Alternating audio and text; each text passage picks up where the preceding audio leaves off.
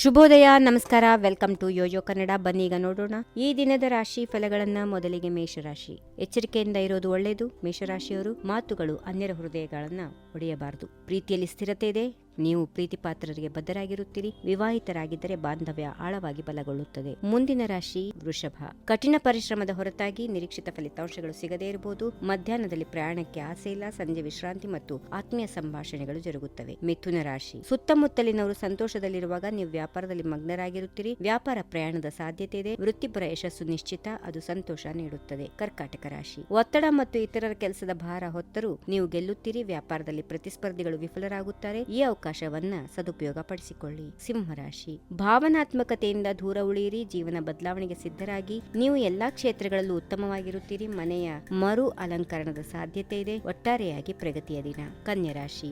ಇಂದು heart break kid ಎಂಬ ಹೆಸರು ಸರಿಹೊಂದುತ್ತದೆ. ಖರ್ಚುಗಳು ಉಳಿತಾಯವನ್ನ ಮೀರುತ್ತವೆ. ವೈವಾಹಿಕ ಬಾಂಧವ್ಯ ಅರಳುತ್ತದೆ. ಸಂಗಾತಿಯೊಂದಿಗೆ ಬಂಧವನ್ನ ಬಲಪಡಿಸಿ. ತುಲಾರಾಶಿ. ಫ್ಯಾಷನ್ ಜ್ಞಾನ ನಿಮ್ಮನ್ನು ಆಕರ್ಷಣೀಯರನ್ನಾಗಿ ಮಾಡುತ್ತದೆ. ಸಾಮಾಜಿಕ ಸಭೆಯಲ್ಲಿ ಹೊಸ ವ್ಯಕ್ತಿಯೊಂದಿಗೆ ಭೇಟಿ. ಪ್ರಣಯದ ಗಾಳಿ ಬೀಸುತ್ತದೆ. ವೃಶ್ಚಿಕ ರಾಶಿ. ಆತುರ ಬೇಡ.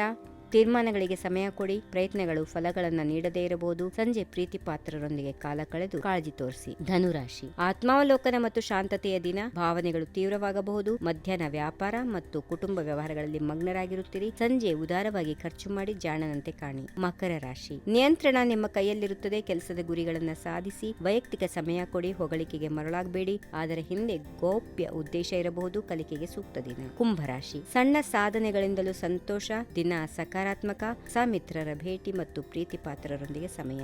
ಪರಿಪೂರ್ಣವಾದಂತಹ ದಿನ. ಕೊನೆಯದಾಗಿ ಮೀನರಾಶಿ. ಪಾಲುದಾರಿಕೆಗಳನ್ನು ನಿರ್ಮಿಸುವ ಉತ್ತಮ ದಿನ. ಒಂಟಿಯಾದರೆ ಮಹತ್ವದ ಸಂಗಾತಿಯನ್ನ ಕಂಡುಕೊಳ್ಳುವ ಸಾಧ್ಯತೆ ಇದೆ. ಬಾಂಧವ್ಯದಲ್ಲಿರುವವರಿಗೆ ಪ್ರಣಯ ತುಂಬಿರುತ್ತದೆ. ಕೆಲಸದಲ್ಲಿ ಒಳ್ಳೆಯ ಪಾಲುದಾರರು ಸಿಗುತ್ತಾರೆ. ಹೀಗಿವೆ ಈ ದಿನದ ರಾಶಿ ಫಲಗಳು. ಸರ್ವರಿಗೆ ಶುಭವಾಗಲಿ. ಶುಭ ದಿನ.